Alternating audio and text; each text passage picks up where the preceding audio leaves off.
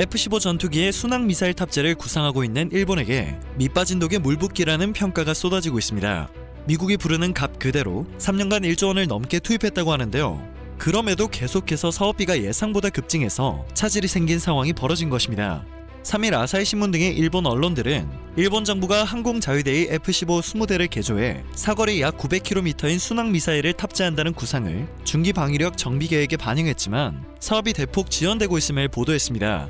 개조 준비에 필요한 초기 비용이 예상보다 늘어나 본격적인 개조 사업에 예산을 투입하지 못하고 있기 때문이라고 설명했죠. 실제로 일본 정부는 2019년 2대의 개조 비용으로 약 108억 엔을 반영한 바 있는데요. 올해 예산과 내년 예산 요구서에는 개조 비용이 계산되지 않은 상태입니다. 일본 정부는 순항 미사일 사업을 예산에 반영하고 5년 정도 지나면 납품이 가능할 것이라고 예상했습니다. 그리고 F-15 20대의 개조를 2027년까지 순차적으로 완료할 계획이었죠. 하지만 현재 추세로는 계획에 맞춰 개조 완료를 하는 것은 매우 어려울 전망이라고 합니다. 이 상황을 두고 일본에서는 미국의 장사 속에 일본이 그대로 놀아나고 있다는 분석이 쏟아지고 있습니다. F-15 개조는 일본 미쓰비시 중공업이 미국 보잉으로부터 기술 협력을 받아 추진하고 있습니다. 이 과정에서 미국 정부가 창구 역할을 하는 대외 군사 판매 PMS를 통해야 하기 때문에 미국 측이 부르는 값이 견적이 된 것입니다.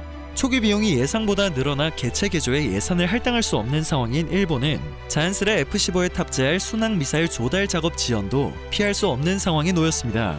미사일은 계약이 체결된 후 납품까지 적어도 2년이 소요됩니다. 즉 개조를 마친 최초의 F-15 2대가 납품되더라도 거기에 실을 탄이 없을 가능성도 있는 갑갑한 상황이 놓인 것입니다. 엄청난 예산을 쏟아붓고도 계획을 제대로 실행하지 못하고 있다 보니 일본 내에서는 한국과 자국의 상황을 비교하는 날카로운 분석도 찾아볼 수 있는 상황입니다. 한국은 이미 공군 주력 F-15K에 타우러스 미사일을 탑재할 수 있기 때문이죠. F-15K에서 발사되는 타우러스 미사일은 북한이 히스테리적 반응을 보일 정도로 두려워하는 존재이기도 합니다. 한국은 독일과 스웨덴이 개발한 타우러스를 지난 2015년부터 들여왔고 현재 수백 발 보유하고 있습니다. 스텔스 설계가 적용되어 탐지가 어려울 뿐만 아니라 레이더 사각지대인 초저고도에서 지형을 따라 비행한다는 강점도 가지고 있죠.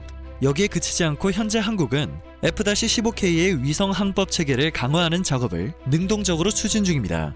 방위사업청은 지난 5월 방위사업추진위원회를 열어 항공기 항제밍 위성항법 체계 사업 구매계획 수정안을 의결했고 2025년까지 3천억 원을 투입시켜 F-15K에 항제밍 안테나와 피하 식별 장비, 연합전술 데이터 링크를 장착할 예정입니다. 만에 하나 여기에 조금의 차질이 생긴다고 하더라도 한국은 한국형 전투기로 영공 방어를 할 수 있습니다.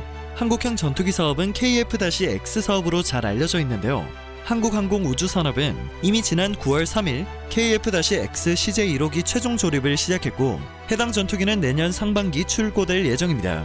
일본과 달리 한국은 공군의 장기 운용 전투기를 대체하고 미래전장 운영 개념에 부합하는 국산 전투기를 개발하는 사업을 동시에 진행하고 있는 것입니다. 독자 개발한 전투기는 자주 국방의 달성은 물론 기술 선진국으로 진입했다는 증표라고 볼 수 있겠습니다.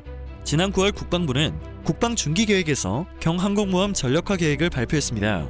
탑재기로 F-35B가 유력하지만 KF-X를 항모 탑재형으로 개조 개발하는 방안도 검토되고 있는 것으로 전해지는데요. 만일 이러한 새로운 체계가 구축된다면 KF-X 개조 개발을 위한 비용은 F-35B 구매 비용과 비교할 때 매우 큰 절감 효과가 있을 것입니다. 반대로 일본은 어떠한 대책도 없이 트럼프 정부 이후 대외 군사 판매 규모를 계속해서 키우기만 해왔습니다. F-15 개조에 3년간 투입할 초기 비용 전체에서 대외 군사 판매가 약 75.8%에 달하는 것으로 확인되고 있습니다.